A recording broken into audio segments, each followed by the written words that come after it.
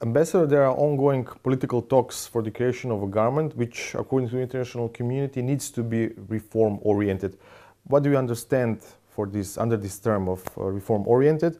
And would in a future government be people who in the last few years, according to European Commission reports, weren't well known for pushing the reform agenda? The basic task is for the incoming government is to roll back what the European Commission have called the capture of state institutions. That's an enormous task. It's not just about introducing a law here or a law there. It's about changing the behaviour of institutions and individuals. So it'll take time and concerted effort.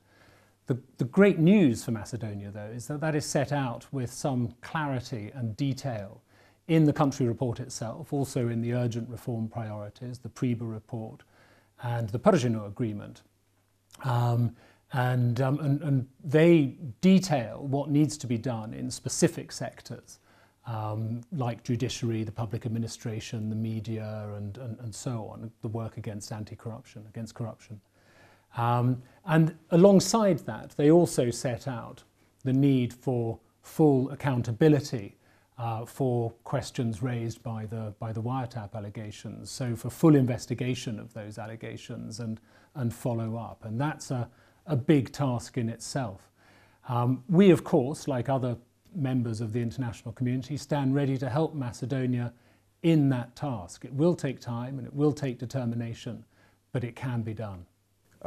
What if there is a government which is not very keen on the urgent priority reforms, which are the essence of returning country to the European path? Well, that's a hypothetical question, of course, and I think what I'd say is that the reforms themselves are absolutely clear.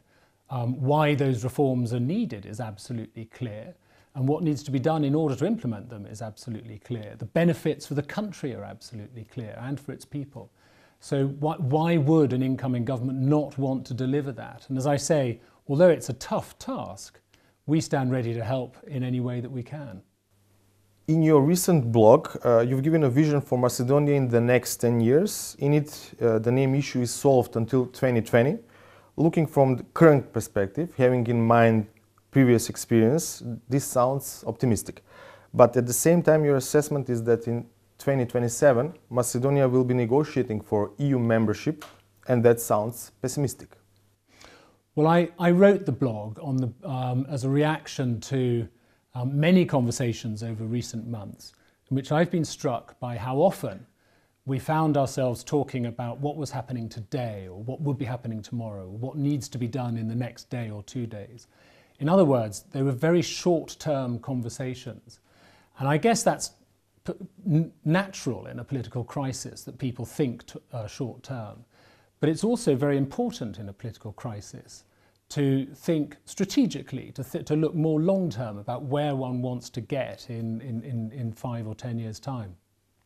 So this blog was really just a way of feeding that debate, of stimulating that debate, if you like. It certainly wasn't about scientific analysis or prediction of where Macedonia would be in 10 years' time. I mean, on the name issue, it's a phenomenally difficult, intractable dispute. It's been going on for a quarter of a century.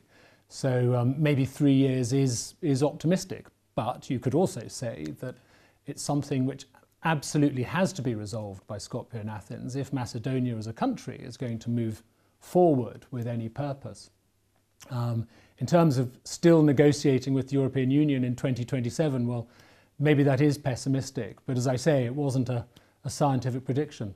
What is your vision for Macedonia in 2027?